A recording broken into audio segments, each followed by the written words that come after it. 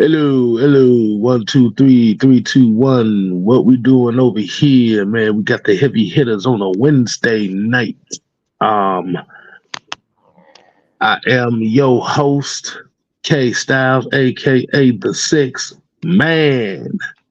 To my stage left, we have the Senator, Mad Mike Sports. Stay after plays. Hovey ho. All right, whatever. We're not starting that.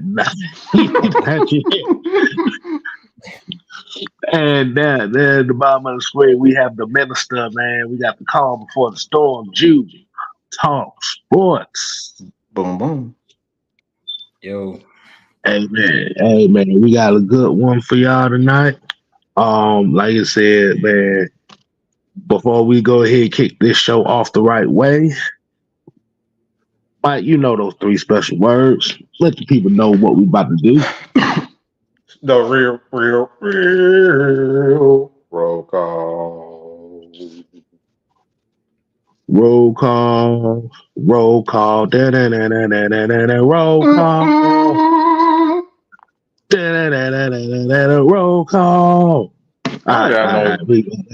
know that's exactly what you I was just old Batman goddamn TV show clips earlier. Man, it's horribly fantastic. Bam! Wow! Slam! All right, man. Hey, look, let's let the DJ go ahead and hit us off the right way, man. Go and play our little theme music a little bit right quick. We can get y'all in a little bit of the mood. This ain't no Carl Thomas stuff, but we got some music. We got the DJ gonna get us right. There you go. All right. So today's roll call, we're gonna kick it out with the homie King Treyway. We got AFN's auntie in the building, Miss PJ. Hi, auntie. We got the franchise, Big Ed. ATL Leo says he has returned. What's going on, man? Appreciate you coming back. We got Brian Peoples. We got the Michael Walker, the real Michael Walker, by the way. Keyshawn Vlad. Georgia, Texas boy. We got Jarvis in the building, man. What's going on, man? Appreciate you coming in. Got my girl. Yes, sir. Got my girl Sonia in here. Terry. Sonia. I like saying that, y'all. She was like, Mike saying my name. I'm gonna tell all her friends, y'all. Mike like saying my name. Nah, she be laughing at us. Say my name. She be laughing. I'm gonna let you know. She be laughing at the hell out of us. Good Lord. That one of my favorite. That one of my favorite girls. I got about 5 of them.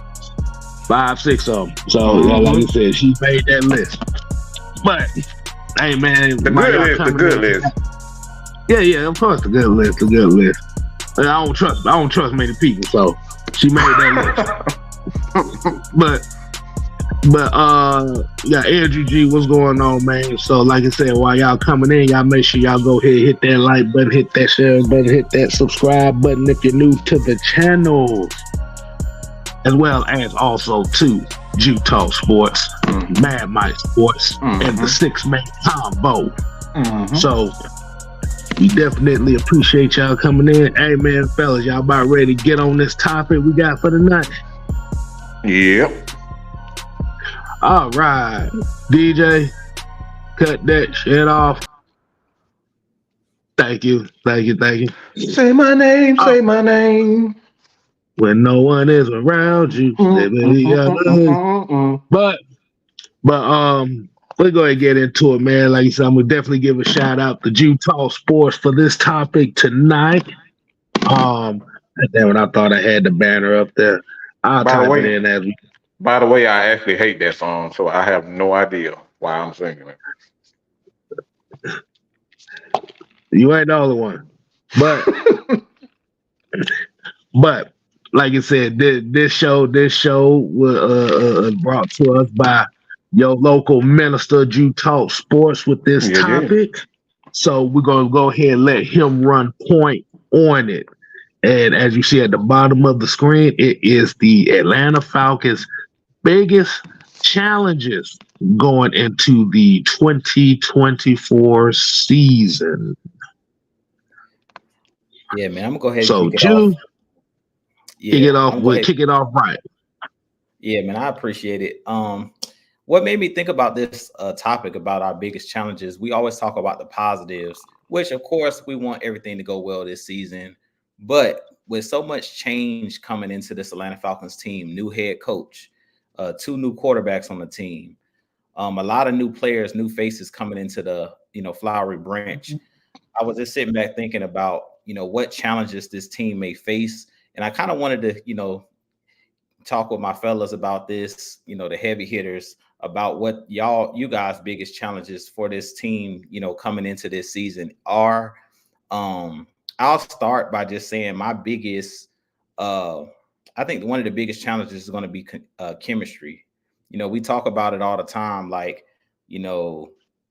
when you got new players, when you got a new coaching staff, when they're learning a new system, both on the offensive side and the defensive side of the ball, I really feel like one of the biggest things that is kind of concerning for me for this team, one of the biggest concerns or challenges I think this team is going to face is just they don't have the chemistry as far as once the season starts.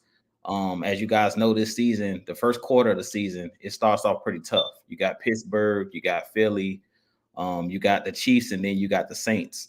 So we're going to find out real early on, real quick, how good this team is possibly going to be this season.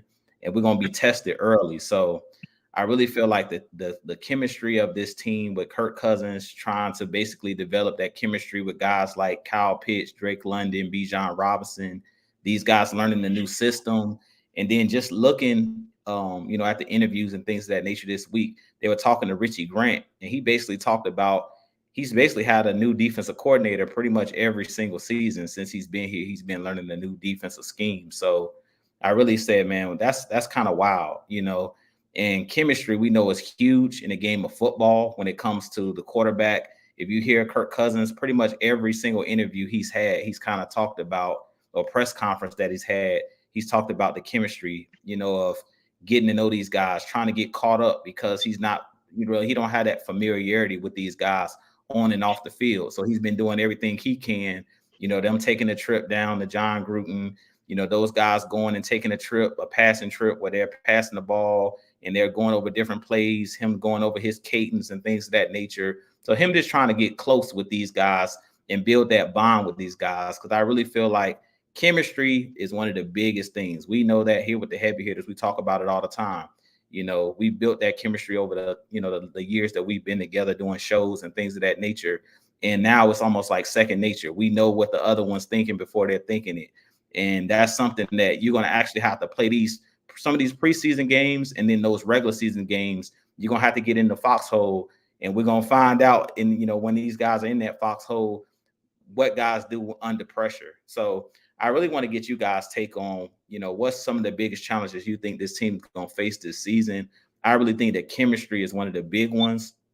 I think we have a lot of talent, but we know that just putting talent together doesn't mean anything. We've seen a lot of talented rosters not be able to kind of connect or gel, or it takes maybe like a whole half a season for guys to finally find their footing and things of that nature. And guys, are on one string. Basically on defense, you got to be on the string. Everybody got to know their responsibility. They got to know what the other guy next to them is thinking and what they're doing. And I really feel like that's one of my biggest concerns, or one of the biggest challenges I think this young team will face this season. So with that being said, I want to kind of get you guys' thoughts on what's some of the challenges y'all think that this team is going to face this season. You want to go next? Mike? Or I could go next. Go ahead. I feel nice. Thank you. Being nice for once in your life. That I appreciate that. Whoa, But whoa, whoa, whoa, whoa, whoa, whoa. Now that's yeah, I very said mean of yeah, you. That's yeah. very mean of you. Yeah, I said it. Nah, but for real though, like you said, hey, always we appreciate what you do over here for us. God damn it, don't get your panties in a bunch. All right. He done said panties on top. Oh my god. All right, man, but for real though, I think for me, I think the biggest challenge is managing the expectations because, as you already know, like you said, once again, we're going through another year of a playoff drought, and like you said, you have a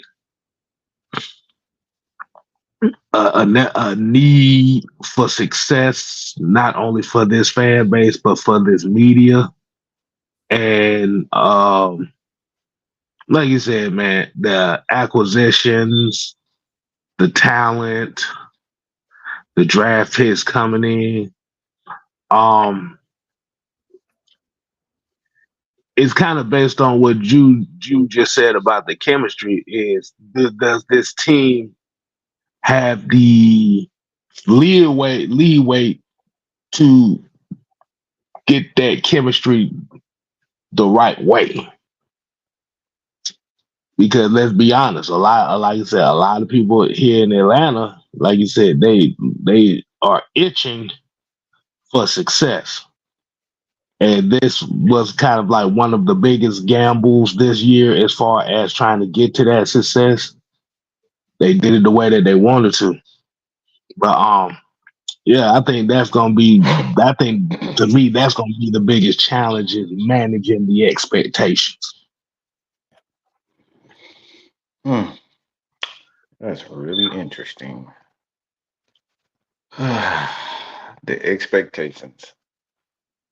Wow. I actually agree. K Styles don't took my thunder because I was actually going that route. So K Styles just being so rude to me today. I don't like it at all. Um, I mean, I didn't do anything wrong. um, seriously, it's a. I'm gonna throw some shots. I think the biggest challenge for the Falcon this year is to do the complete opposite of what Arthur Smith did. Is to actually listen to the players and their um watch their body language, the small things on the field, on the sidelines where guys clearly are showing the wrong body language. Like, look, if you got to slap one of them players, I need Raheem to get on and slap one of the players. If you got to scream at them, I need you to do that. Um, Under Arthur Smith, I think the players for whatever reason seemed like they was in the military, and it was just all discipline. Guys were scared to even speak out. Um, Coaches, they were afraid to speak their mind. Players are scared to speak their mind. It was just like watching Dan Quinn all over again. So for this year, I'm going to be focused on. And I think the challenge for the Atlanta Falcons is to hell with what the players are going to say when they mess up, because I think there's going to be mistakes. Due to the fact that obviously the expectations, K Style said, as well as um, the team in itself. There's the chemistry, as you stated. So there's going to be a lot of people talking, but I need to see a little bit more edge from our coaching staff. That's one of the things that I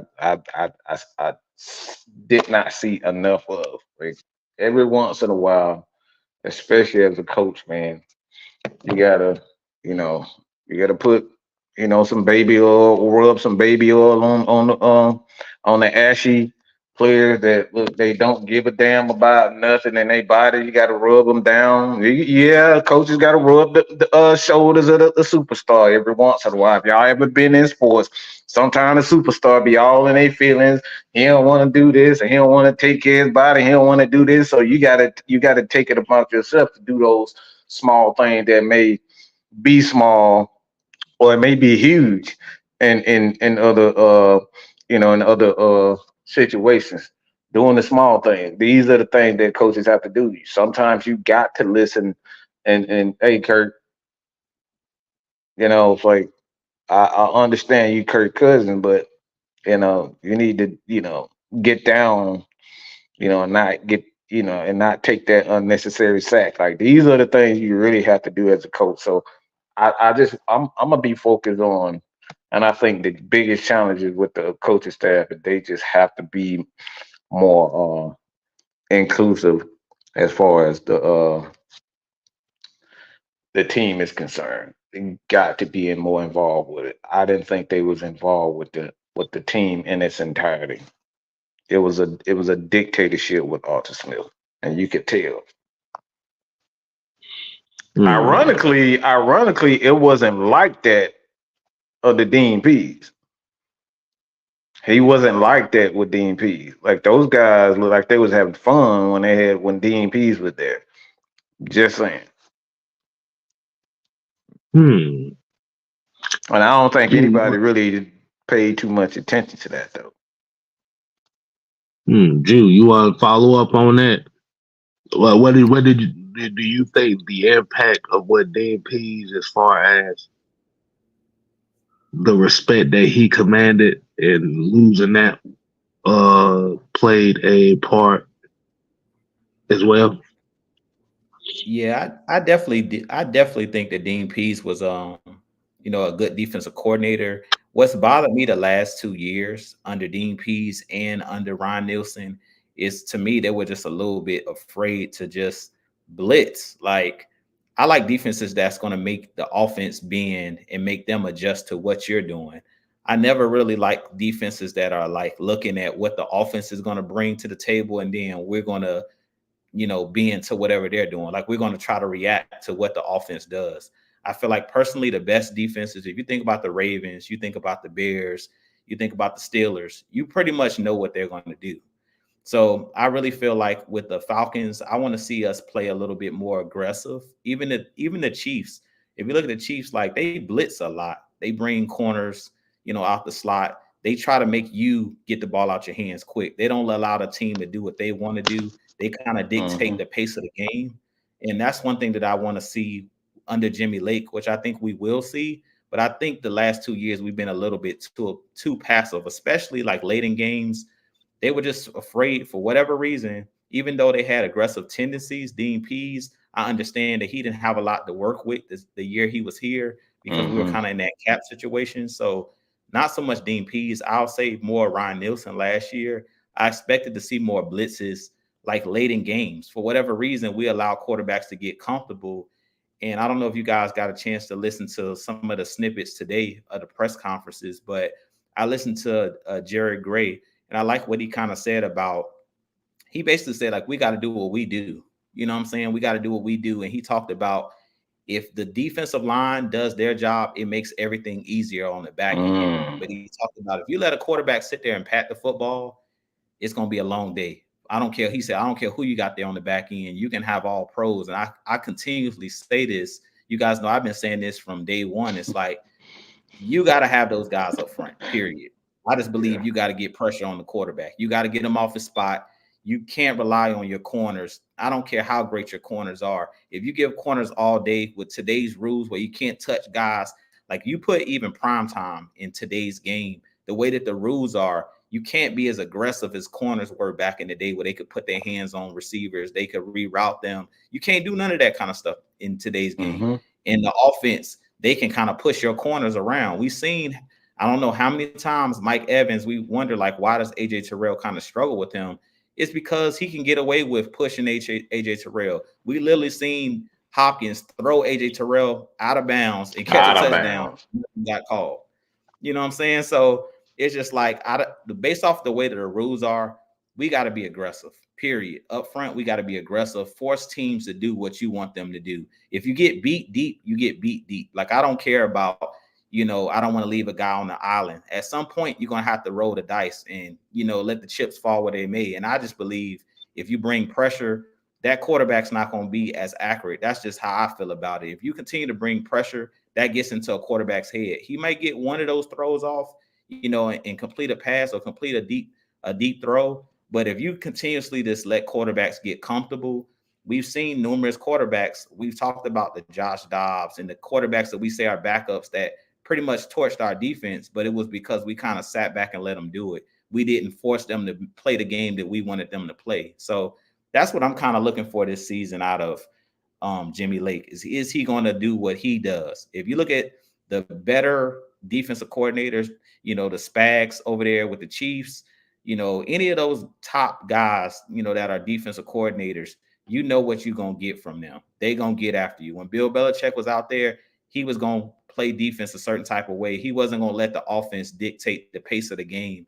And I feel like too many years the Falcons kind of have let teams kind of dictate what we're going to do or how we're going to play instead of us just playing our game and let the chips fall where they may. That's what I feel. You gotta put your imprint on the game. If they score, so what? If you went out putting your best foot forward, I wasn't gonna be upset with that. But when you kind of try to morph into, okay, we're going to play this way because this team is going to try to do this, and we're going to try to counter everything the other team does, I feel like at that time you get caught in doing what I said last week when we were on the Heavy Hitter Show. You get caught shooting threes with the Warriors, and you're not going to beat them playing their game. Yeah. I mean, unless you forcing Draymond Green to shoot all the goddamn threes, that's about the best chance you got. But boy, let's get in a few of these comments right quick and see if we can get some clarity on the conversation. Andrew G got a couple of them in here. He said, "The road to hell is paved with good intentions." Yeah. Man, what the heck are you talking about? What the heck? Andrew G talking is terrible. Bro, I'm trying to tell you up here talking like, damn, what you call it, Zodiac killer? Like, what the hell? The Zodiac killer. The road to hell is paved with good intentions.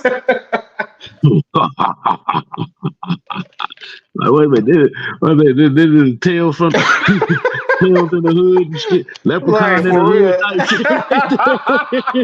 Hood. Oh boy.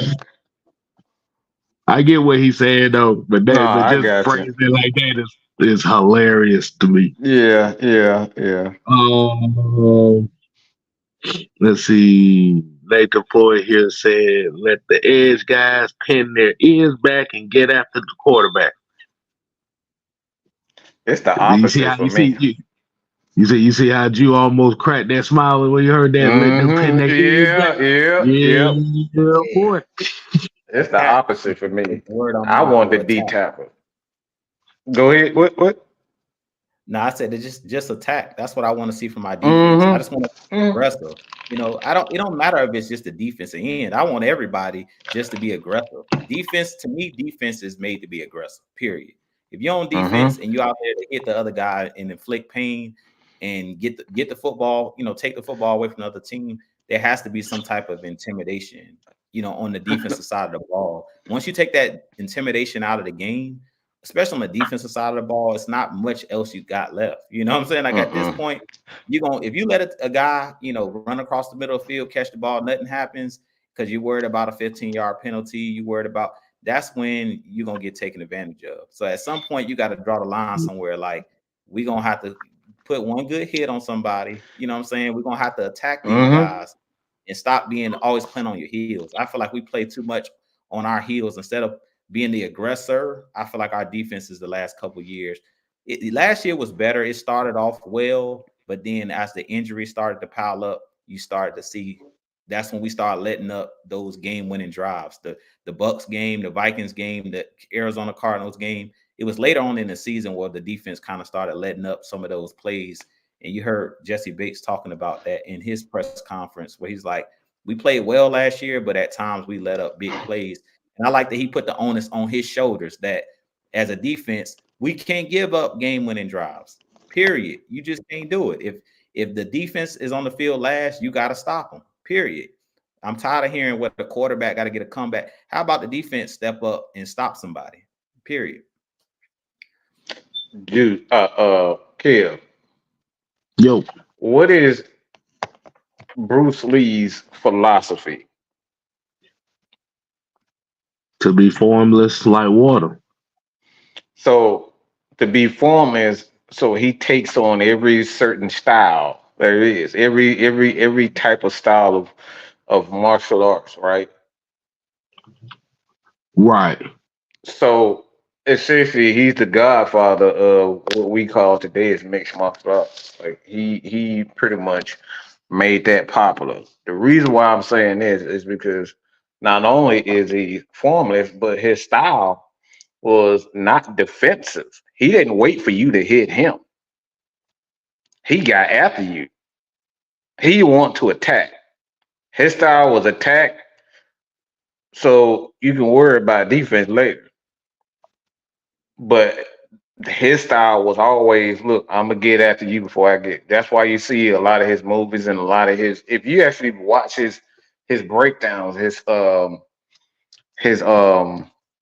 I forget what they call it right now. I'm going blank, but he actually had. They used to have these martial arts uh, uh, events where he would teach his philosophy, and a lot of times, like it was completely different from what Yeah.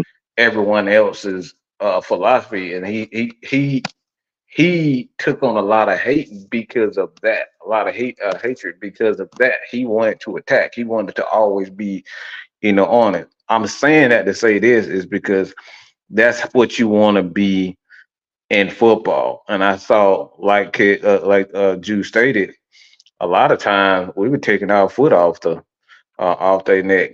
And as you always say that look, we can't take their foot off their neck. You got to keep smashing that thing down. And I saw a stat on Twitter, aka X, where the Atlanta Falcons in the fourth quarter, they had when they were down in the fourth quarter, they was like the number one rushing team in the league when they were down. Like, what the hell are you running the ball for when you down? As much as the way they done. Like Mhm. like it was stuff like that that just didn't make sense. You would throw the ball in the beginning, and then when you get down, you want to run the ball. So it's just things like that. Like I said, you got to be formless, and I don't think the Atlanta Falcons were formless. We knew exactly what they was gonna do. Teams knew exactly what they were gonna get with the Atlanta Falcons, and he gave it to them. Mm-hmm. You don't mind if I go ahead and play Go one of his ahead. quotes on Go. TV? I knew you was going. Go ahead. Go All ahead. Now. right. Y'all ready? All right, here you go. What are your thoughts when facing an opponent? There is no opponent. Then why is that? Because the word I does not exist. So, continue. A good fight should be like a small play, but played seriously. A good martial artist does not become tense, but ready. Not thinking yet, not dreaming. Ready for whatever may come. When the opponent expands, I contract. When it contracts, I expand. When there is an opportunity, I do not hit. It hits all by itself. You got that? Mm-hmm. When it contracts, I hit. When I hit, he contracts. Like that's what he mean by Well, formless. is that like you said, you have to be ready for anything that somebody brings to you, and that's where and like you said, that's where this team's evolution is going to have to come into, where the maturity And this is where this is why Jew wanted to come in and talk about these challenges, because that's gonna be the thing. Like I said, the division is looking like it's gonna be weak again, so the expectations is gonna be higher. So that's why I asked the question earlier. Do they have the time to jail the right way? It's all going to be dependent on us as fans knowing that it's not going to come out the gate as the golden goose, as I said.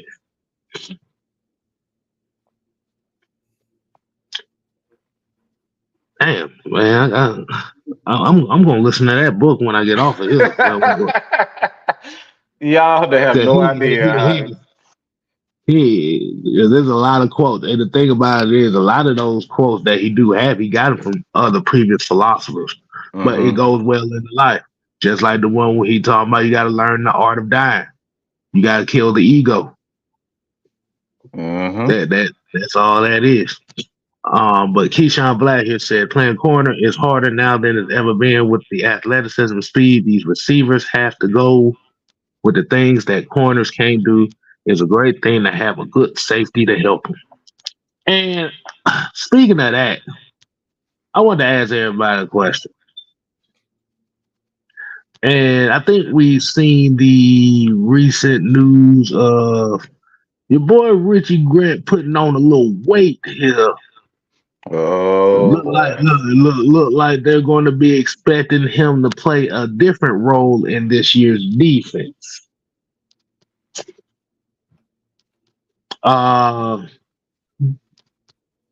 Jew, what you think about that?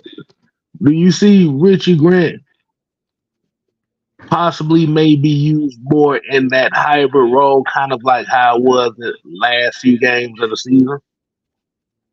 Yeah, I completely agree. I do think he'll have like a different role, but I think this team, like with Jimmy Lake, just in general, as I kind of mentioned with Jimmy Lake, it's going to be a lot of simulated blitzes.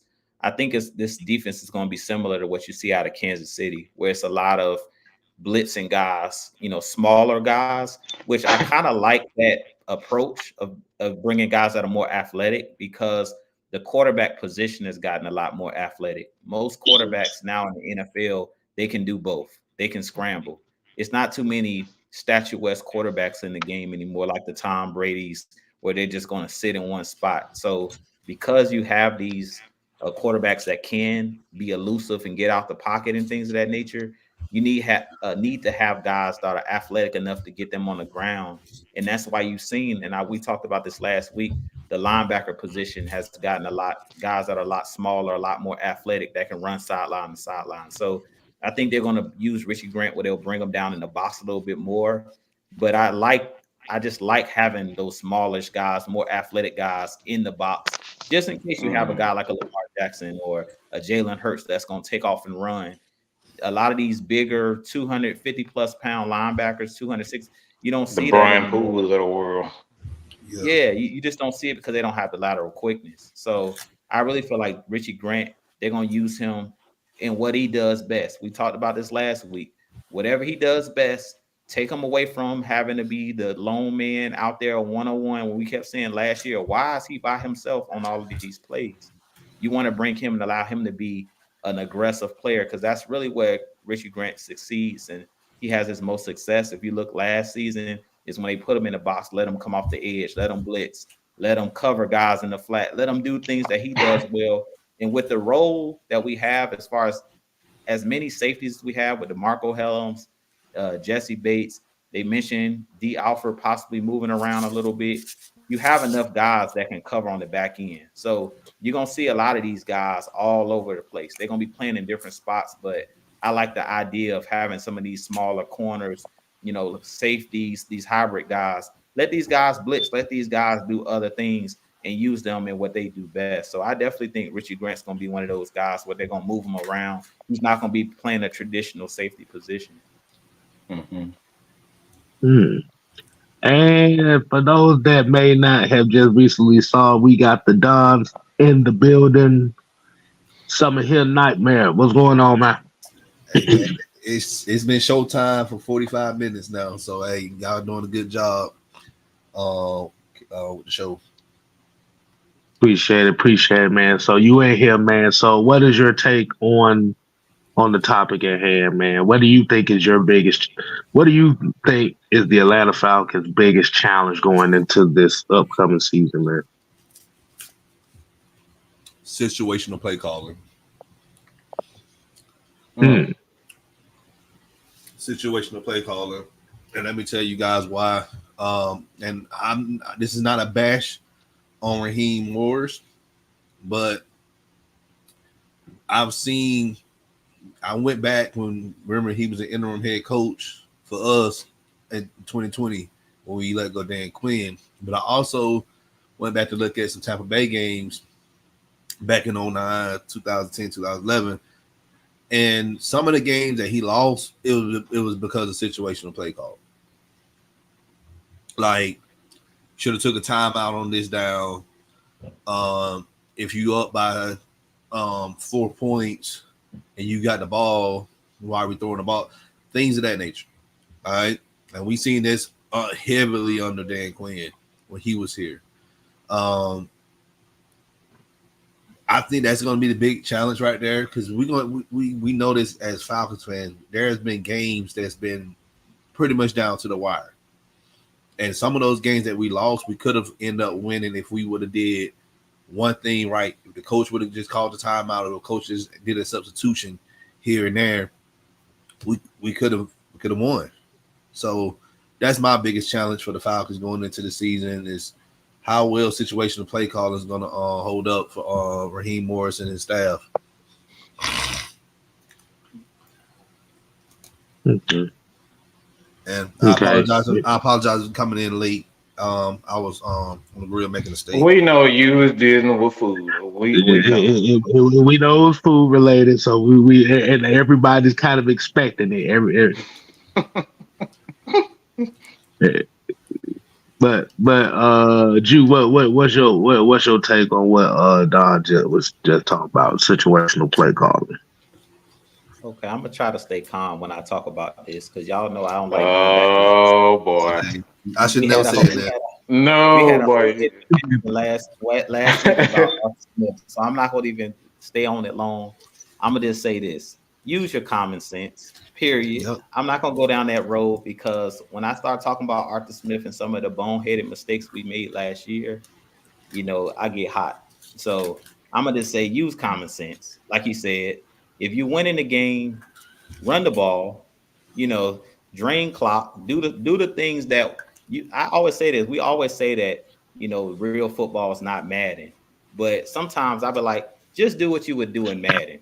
As dumb as that sounds, real football is not Madden, but our coaches act like they didn't have common sense last year. You heard Mike say earlier in the show, we ran the ball best in the fourth quarter when we were down. Does that make any sense? That don't make no common sense. So I just say like what Don said, just what he just repeated. Situational play calling is key because a lot of the games that were lost last year, and everybody was on Desmond Ritter's head, about throwing interceptions and making dumb mistakes. But it's like, why are we even putting these guys in these positions? Mm-hmm. You're playing the Panthers that are one or two games, and you're already in field goal range. But we want to try to throw a touch. Yes, we're trying to score a touchdown. Why? Just run the ball, kick the field goal. You're in a rainstorm. The game is over. Just run the ball, get the ball in position for Koo to just kick a field goal, take a bigger lead, and you walk away with the win. So it's just like so many games we gift wrap to the other team. So if we don't see that this year, that will be at least 2 to 3 wins right there, just off of not making boneheaded mistakes, shooting yourself in the foot. But I mean, that's been the last 5 years. And I don't want to take you guys back through the whole jumping on a onside kick against the Cowboys and all of these dumb mistakes. You know what I'm saying? Stuff that don't make common sense. Stuff that you should learn in Pee Wee football. So with that being said, like Don said, just situational. Defense and offense. Because I just went through with the defense. It's like last year in certain situations, we didn't make the right plays right calls on defense either. it kind of got overlooked and we blame players for it. But I just feel like at certain times, you heard Mike say earlier in the show about keeping your foot on the gas pedal. When you're doing something well, just keep doing that. Don't allow the other team to get hope, because we know the NFL and in sports in general, it's all momentum. Once you let one thing happen, that just sways the whole game and the pendulum in a whole other direction. And we've seen that in pretty much all of the games that the Falcons have lost down the stretch the last couple of years, going back to the Super Bowl. There's always what I say, K-Styles, those 2 to 3 to 4 plays in the game where when Devontae Freeman missed the block, Zeus Hightower gets the forced fumble. Okay, now here we go on down this path of 28-3. You know what I'm saying? So I'm just leave it right there because I don't get into it. But it's just always it takes that one play that swings the momentum in the other favor, other direction. So let's stay away from those plays where we give the other team momentum. Yes. Basically, what Jude and Don are saying is this team has to take advantage of every opportunity that they get. You don't get those same opportunities, like I said, you don't get those same opportunities back if you don't take them. So you better take advantage of every last one of them. Because that's how you end up losing games that you're supposed to win. At the same time, that's how you win games that you're supposed to lose. So it's a catch damn 22. You got Cartier in here, man, talking shit as usual. You look at this as the heavy hitters. No, but we're not gonna do that tonight. We're not gonna do that. I know No, I'm just gonna say we're just gonna let the chat handle that. Yes, sir. Let them handle that. I know one thing. This steak is on point. Oh my God. What type of steak you got? What type of steak you got over there? You got just regular steak? It's a ribeye. And guess what? They got some Brazilian steakhouse seasoning. I had let it marinate for 8 hours in a Ziploc bag. Oh man, it tastes like I'm at the Brazilian steakhouse right now. I didn't. I don't like those. I don't like those servers at the Brazilian steakhouse. They be slicing it thin slice. Like you making a sandwich. I'm like, man, just put the whole thing on my plate. I'm saving you. I'm helping you out. You keep walking over here every 3 minutes. You just put it down and like it comes on me 32 minutes later. I'm just laughing at the fact that man said Brazilian house steak seasoning. I didn't even know they had some of that. Me either. This is good. You learn something every day, yeah. Hey, man, look, I'm learning. Ed said we ain't handling nothing. He can keep talking to his damn self. He talking about Cartier. We do not ban people over here. Look, I don't know where y'all got that from. We do not ban people. Hey, Cartier, if you can't be part of the greatest, I guess you got to be the greatest yourself. Nah, he's a yuck. So. Yeah. Oh Lord. All right. So I got one question that's kind of be related to this topic, and I want to go player specific on here.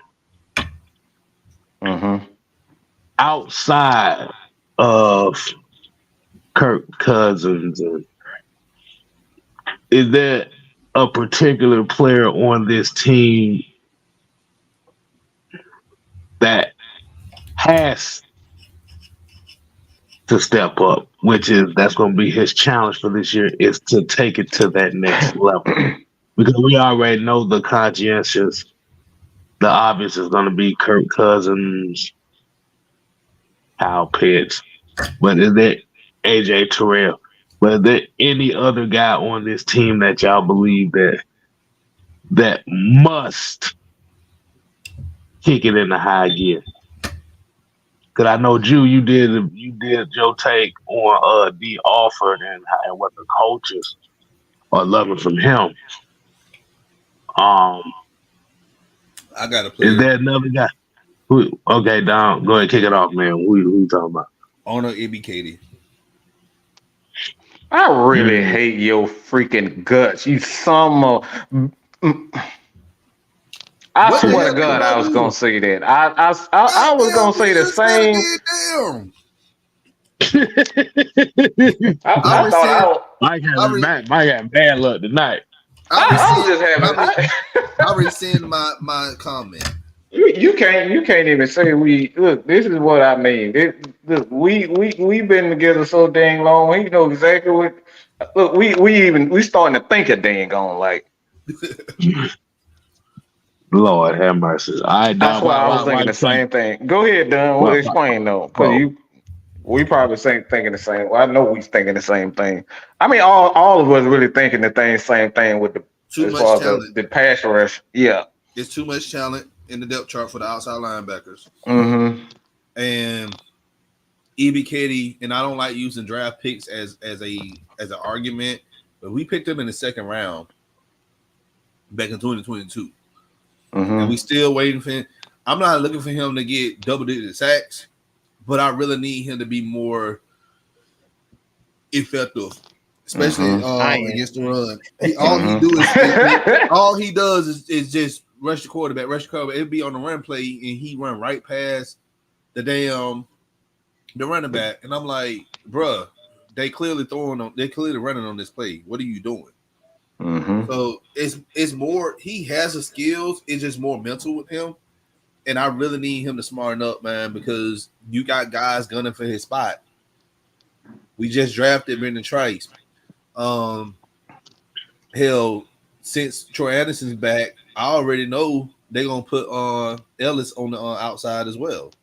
So, yeah. Man. All right, Drew.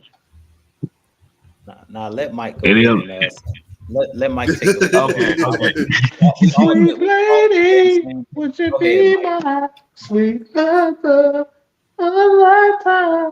I'll be there when you need me. Just call me, see me. Why am I singing that, y'all? Y'all have any clue? Sweet love.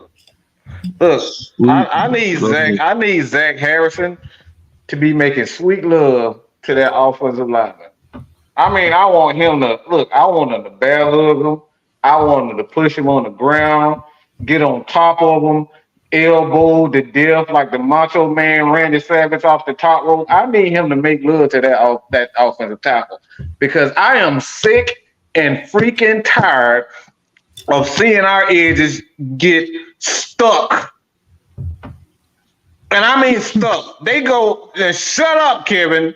I'm tired of them I'm sick and tired of seeing our defensive edge guys, all right? And maybe I should say pass rusher because Kev don't like the edge rusher, but I'm tired. Like every time we see these guys get stonewalled.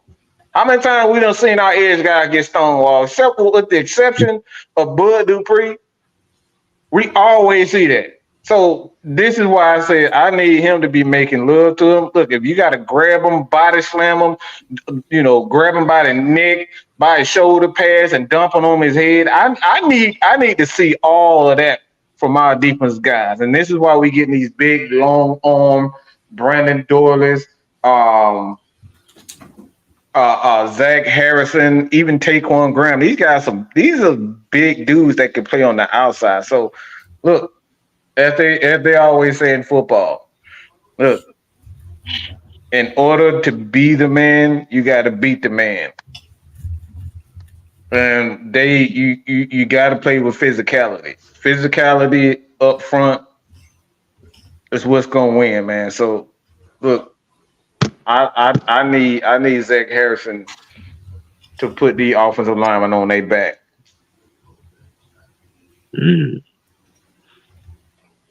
I'm tired of seeing our guys getting bullied. I see it way too much. I see our edge guys get bullied all the time.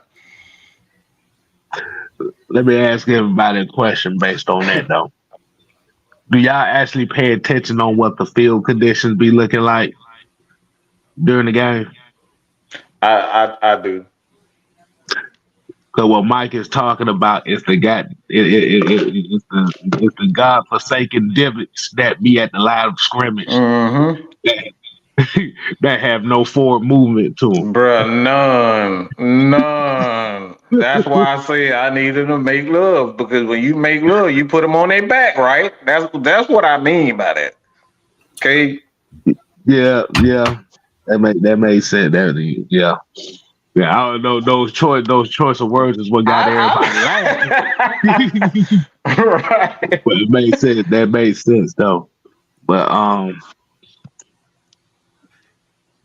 go ahead, Jim. How you gonna follow that? How you want to follow that up with who you got? I'm gonna say what Don said. It's crazy because all three of us was thinking the same thing. So if all three of us is thinking the same thing, AK step up. Period. I need AK to step up. Period. Like Don was like, I'm not gonna put pressure on him to get double-digit sacks. Well, I am. Step up. We need you to step up. Somebody got to be the person to break the streak of having double-digit sacks. If we haven't had a guy get 10 sacks since Vic Beasley. We said Vic Beasley sucked. We ran him out of town. And having nobody put up the numbers that Vic Beasley put up. Do we need to bring Vic Beasley back?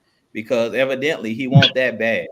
Let's just be honest. Like AK got to step up this year, period. Last year he didn't get as many snaps because they played Calais out there on the edge. They played Bud Dupree. But now that Bud Dupree is gone, now that Calais is gone, that means that they need AK. We need AK to step up. And if he doesn't step up, Brandon Trice will. Because I've been watching Brandon Trice, his collegiate tape, and he's one of those guys that his motor doesn't stop. So I need AK to step up. He's going in the season, I think 3. This is his 3rd season, I think, coming up. At this point, you're a veteran, so step up. Yeah. We need him to come out here, as Mike talked about. Stop getting bullied. Stop trying to only come out on the field on 3rd down. We need you to bring it every time you step out there on that between those lines. And he's got to be the one that's going to do it. If we're going to get somebody to get 10 sacks in the season, I think it could be AK because he has the talent. But as Don talked about it, he like runs past sacks. He misses opportunities. Like last year, he could have had 10 sacks.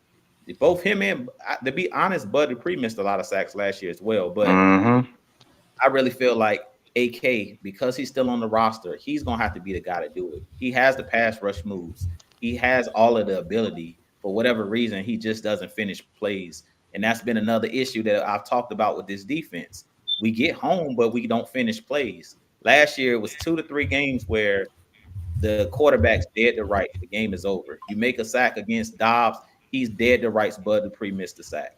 Against Arizona, AK literally has Kyler Murray dead to rights. But he gets out of position because he's overrunning the play. Instead of just stopping his feet and let Kyler Murray come back to him, he's running around chasing him in the backfield, and he ends up getting by him and scrambling for a first down, and that's the game. So it's just being smart, but also we just need him to step up, point blank in the period. So Don, you ain't gonna put the pressure on him, but I'm putting all the pressure on AK.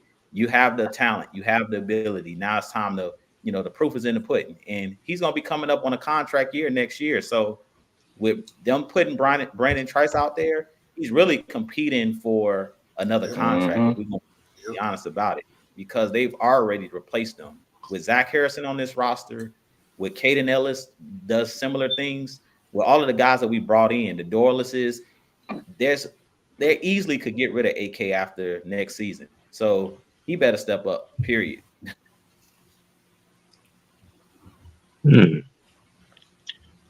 Nice. I see everybody that went on the defensive side of the football. I'm going to take a different approach with this one. I'm about to say Young Wei Koo. Coochie, blah. He's going. And what I mean by that is, like I said, just for the last couple of years, we've seen certain games where he's shanking at the wrong time. Like I said, still's been Mr. Reliable. But like you said, it's also been a couple games where Mr. Reliable has been Mr. Unreliable. And plus, I wanted to be like I said, since everybody pretty much said the same thing. I just wanted to give a different perspective for the fans. So I'm gonna say, yeah, your way crew definitely. Because I was actually gonna say Taquan Graham, but we done harped on the defensive lineman long enough. Let's get some special teams going on here, Lord. But hold on, wait a minute, what that said? Hold on, JB here says the team feels so different, and I believe we're making the playoffs. Do y'all agree with that settlement right there? That the team feels different than the past few seasons. This is the mindset I'm gonna have, and I'm gonna take this from the all winningest coach in Falcons history, Mike Smith. 1-0 each week. I want to see 1-0. Man, my thing is, like I said, damn it, win the South. That's the goal right there. You win the South, you pretty much take control of your destiny. That's what he means by win the South. Take control of your own destiny. Do not rely on everybody else for you to achieve your playoff aspirations. You take the bull by the horns and you goddamn sling that thing all the way to the Atlantic Ocean for all I care. Yeah, I agree with Super Bowl. He said Super Bowl. He said Super Bowl in New Orleans is the goal. The Super Bowl is New Orleans this year. Yeah. I mean, I agree with both what everybody's saying, but I feel like this team just got to prove it. You know, I feel like this team could have made the playoffs the last 2 years, but at this point, you know, I don't want to speak for the players. The players are gonna have to show me something. I'm not gonna say nothing else about, you know, will they make the playoffs? Won't they make the playoffs? As Don said, like, it's all about the next game that's in front of you. Just take it one game at a time. Because the last couple years I gave my predictions, they've been flip-flop. I think I said like 11-6 or something like that, 11-5, one of those, and they end up going what?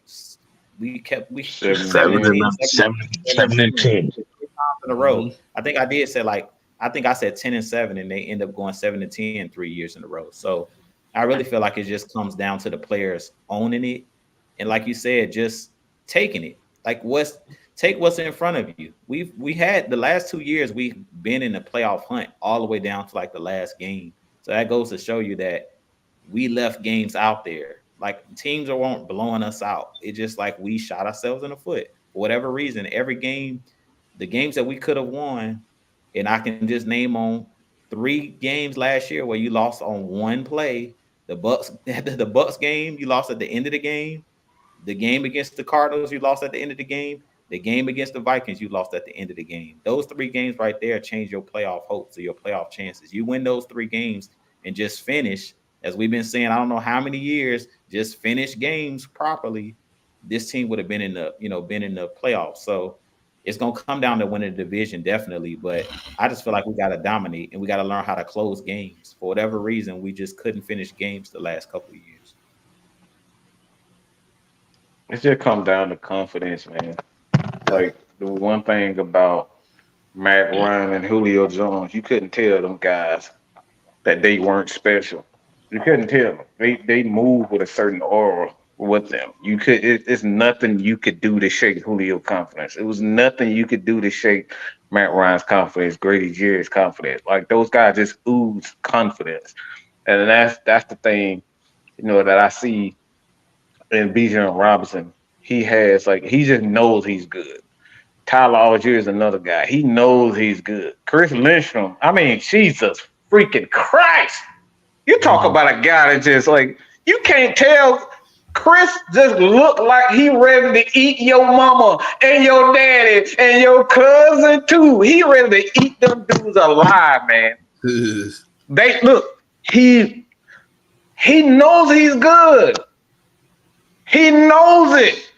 Is there certain guys you can look at them and say, yeah, you got to bring it with them? Aaron Donald, you just look at him. He just has a certain gleam, a look in his eyes. You can just say, yeah, it's gonna be you may not want to touch that dude. Reggie White was another one of those guys. Like, yeah, it's gonna be a long day. Lawrence Taylor was another one of the guys. He just looked crazy and he looked like just like, all right, if I say the wrong thing to this dude, it might be a long one. Mike Tyson, another one of those guys. You just look in their eyes and you just say, yep, it's gonna be a long day. And this is what the Atlanta Falcons. So we have to have players that just know they're good. And I don't think at this particular point, with the exception of a guy like Jesse Bates, Grady Jarrett on this defensive team, I don't think AJ Terrell is there all the way. He's close, but those two guys right on the defense side of the ball, they just know they good. Grady Jarrett just knows he's good. Jesse Bates just knows he's good. Damn. Yeah, Titans game, Panthers, Commanders, Vikings, Cardinals. Yeah, that's about 5 games right there. One play. I'm sorry, right, but Vita Vea do not exude confidence. Okay, he's very good, but he doesn't exude confidence. I've seen him get bullied by the Atlanta Falcons center and guard combination on a couple of occasions. Now he's very good. He's a dang good tackle, but he's not. He doesn't exude that type of confidence. Sean Taylor was another one of the guys with the confidence I'm talking about. I'm talking about like it's that Troy Man, Polamalu, that Ed Reed. Oof. Nah, Sean Taylor that was a whole different breed right there. Yeah, it's a different type. Ray Lewis. Warren Sapp. I'll say Warren Sapp. Warren Sapp had that confidence. He like I said, Vita very good, but hey, shoot, y'all look at the chat. Y'all look at the chat when y'all get not they haven't hit the chat. Okay. Really? But really? But I give you a Bucks player that is suited. It was damn Simeon Rice. Mm-hmm. Yeah, Simeon Rice is definitely one. Mike Allstott. Mike Allstott. Oh, Jesus Christ. I used to love watching him. Hey, I hate playing him, but watching him. Good God. Tyler was another person who had dog in him too, man. Mm-hmm. Mm-hmm. Oh yeah. Brett Grimes, dog. Jonathan Babino, dog. Mm-hmm. It's an aura. It's just an aura that they play with. You can just like, yeah, it's gonna be a long day with you. That damn dog, that goddamn homie, you something. Bruh, the fork broke. I'm up there cutting the steak. The fork exploded in pieces. I ain't a fork going to explode out the steak, man. That's why you have to eat your steaks with regular forks, not plastic. Not plastic fork. That's what I was thinking. Like, why are you eating a steak with a plastic fork? I don't feel like doing no damn dish. I'm already cleaning the plate. He's either because steaks you can't eat with plastic forks or styrofoam plates. Oh my God! So I'm like, okay, well, decisions. I'm gonna choose the plate over the styrofoam, and I just keep my plastic fork. And I've eaten steaks with spoons before. But you just had to take that. You should have just took the L. All you had to do was wash one fork. One fork, man. One fork. Like he's washing all the dishes. Oh my God! I'm thinking something bad. That this was talking about exploded plastic forks in a steak. We got to. Wow. One boy sound like he about to cry back there. Damn! Not shit. That was my fate, man. I was almost done with this steak too. Anyway, Cartier said, "Who's your favorite Falcon of all time? Old, present, only two." Favorite Falcon of all time? What that question? Oh, mine is Where easy. that? Cartier said it. Mine, Okay, mine, favorite mine Falcon. Go ahead, is Mike. my favorite Falcon offensively obviously is Matt Ryan. Um, but the defensive side of the ball, I mean, defense side of the ball is kind of difficult. Um, but if I were to just say one person defensively, man, I gotta go with Prime. I just don't see how anybody, it's like Falcons of all time, and you taking both sides. Like Prime was just something. He was just something different. Mm. What you got on that, Don? Um, yeah, I gotta stick with Matt Ryan. Matt Ryan to me is the GOAT. He's the greatest Falcon to ever, to put on that red and black uniform. Present right now. He said present, right? Yeah. Right now, Grady Jarrett, really. Just, Okay. I'm going to kind of exclude Matt Ryan because that's going to Matt Ryan, Julio, and all of them because those are the obvious choices.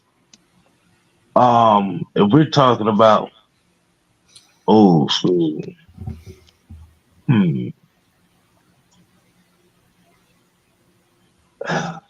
I just hate that the injuries took him away. But Willie Moe.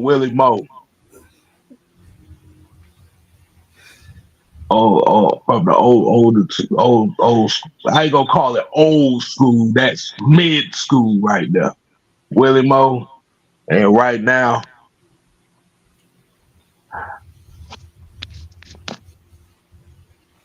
right now, good God, I just say Chris Lester. Stop beating no school. Y'all already know where I'm going. Y'all already know where Go I'm ahead. going with it. The reason I'm a Falcons fan, when you talk about the past, Mike Vick, and then like present, y'all know where I'm going to.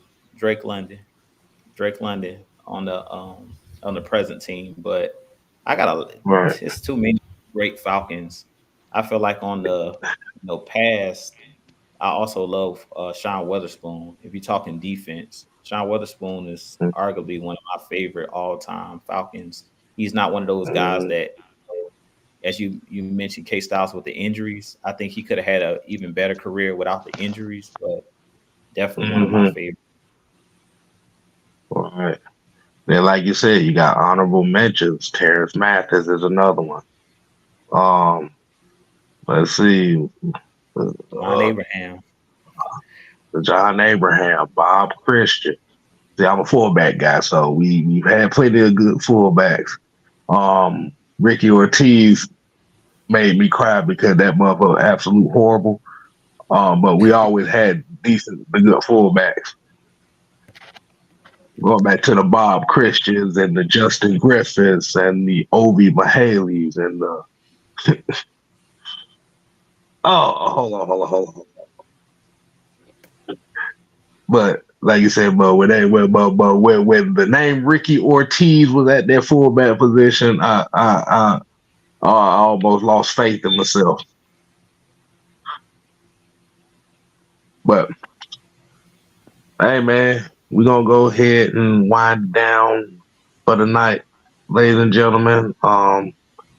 Fellas, any final words you want to give to the people, man? Well, let Don. What's your final take for the show tonight, man? What's your final take? Hey, man, we getting real close, man. To football, so that's all I got to say. I'm just ready for this month to end. So that means we only got literally 1 month left. Yeah, let you know that thing done went by fast like that. it go by slow after the season, but when it gets close, boy, comes in guns a blazing. All right, Jew, what you got? What's your final word for the night, man? Okay, yeah, just ending the show. I just wanna. I think I'll be remiss not to talk about the passing of Larry Allen. I kind of just wanna, Oh give yeah. my condolences to him and his family. One of the greatest offensive linemen of all time. You guys know my wife's a diehard Dallas Cowboys fan, so when you talk about a guy that was a crazy athlete, when Mike was talking about Reggie White, if you would just go look at his highlights, they show him chasing down one of the Saints linebackers on Twitter, where he caught the ball and he's chasing somebody Mm-hmm. 40 yards on the field and actually makes the tackle. So, shout out to Larry Allen. God rest his soul. Guy was still really young. I think he was only like 52, if I'm not Mm-hmm. mistaken. So Mhm. Yes, really, really sir. young. So definitely want to just give my condolences to him and his family, but definitely was a pleasure watching him play the game. When you talk about a nasty offensive lineman, one of the strongest guys, like they showed him, I think, doing a bench press at the Pro Bowl, bench like 225, like 40 plus times. Yeah, that dude was a crazy athlete as far as speed, athleticism, strength, probably the greatest tackle, or being guard of all time. I believe he played guard, one of the greatest guards of all time, but a mammoth of a man, but great football player. From what I hear, great person on and off the field. So definitely just want to give my condolences, RIP Larry Allen, one of the greatest to ever do it. But definitely sending prayers to his family. When somebody passes, especially unexpected, in their 50s, that's really, really young. But one of the best athletes to ever, put on some football cleats. Nah, they said that boy. They said that boy. That man right there. That man treated everybody like his brother. Boy, you mess with one, you got to deal with that behemoth of a dude. And I'm like, no thanks. I'm not fighting a dude that got stabbed in the head and neck 12 times and laughed about it. No, I'm not messing with that.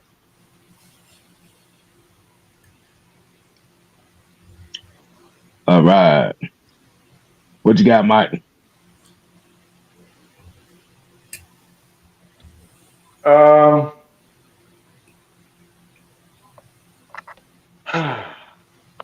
interesting.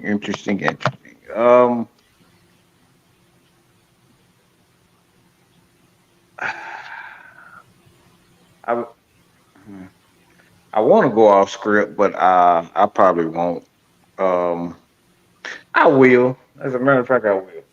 Um, I'm really not feeling this.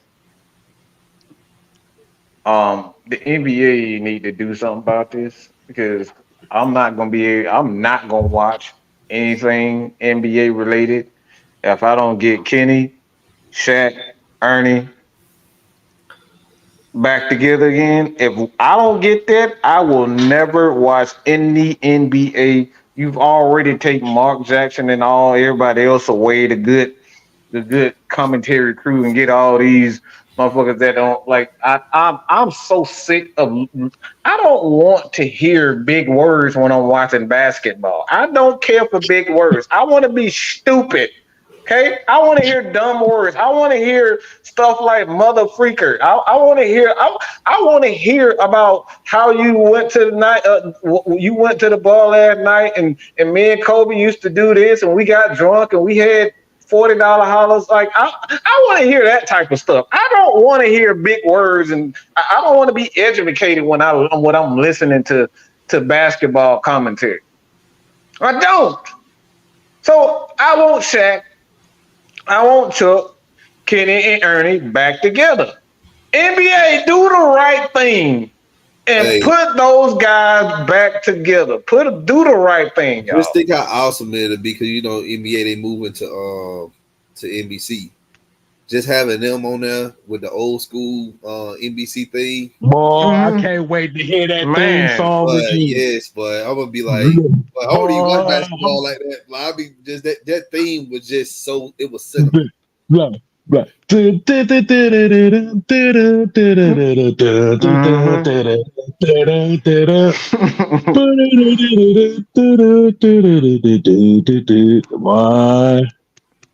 Why?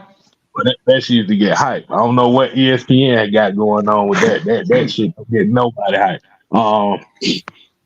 That I don't want to hear this. I don't want to look. I don't care for big words. Okay, I really don't care. What you say they gonna replace? What you say they gonna replace him with Ti? Ti gonna be commentating the game. See, I ain't say I want to be retarded. I ain't say I want to be retarded. I said I don't want to think. Okay. You said he said expeditiously. You know that's one of Ti favorite words. Expeditiously. Look. And Stephen H. Lord, man, but yeah, man, I think they gonna keep them together. But like you said, you can't have no NBA season without those folks. I don't care what nobody say. No, they'd have been together. They'd have been together since we was kids. Well, like, bro, ain't nowhere in hell they gonna get rid of that. But you really got too much to say, man. Like you said, once again, we appreciate everybody coming in, heavy hitters. Like you said, we have the Red and Black event coming up June 13th. Make sure you hit Miss Maggie T up at Mad Mike Sports for your tickets. We're gonna be chilling. Even if you want to donate $20 to the teacher fund, like I said, we have Jew, his wife is a teacher, Don is a teacher, and they could tell you, Will, that a lot of times that they come out of pocket just to help provide for kids that they just don't have it. They just don't have it.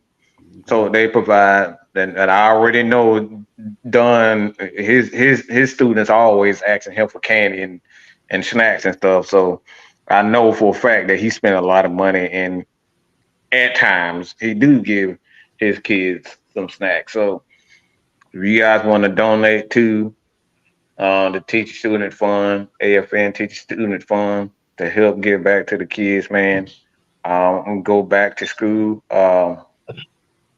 do so at AtlantaFalconsNation.com. Super chat anything, even if it's just cash out, even if it's just $1. If that's all you have, every little thing work, every little dollar work. So that being said, K-Style, every little step we'll take, we will be here. Every little step I make, we'll be together. So until next time, people, man, like you said, we got the 6-man convo coming up tomorrow at 6. So, hey, man, until next time, people, we ain't here to play. No. We here to stay. Oh, yeah. Dig it. Yeah, got to go home. But you got to get the hell up out of here. Yeah, boy. And Cartier says, salute to Don, Jew, and the band for helping the youth out. Mm-hmm. You already know Jew is an actual pastor, y'all. So yes. So you gotta make sure you get your Sunday word from your boy Jew. Yeah. We have been saved over here quite a few times. I can send the link if y'all like to watch. Jew, his father, his family, preach a good word. Just hit me up. I'll send y'all the links for it. Exactly.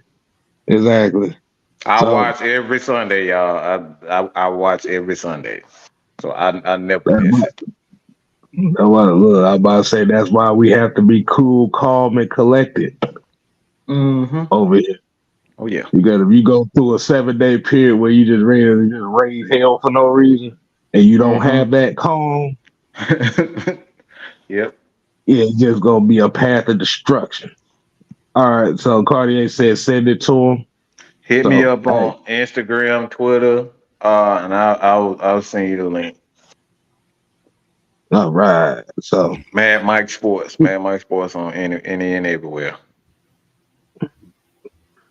My all right. 60th So, knee hey, church.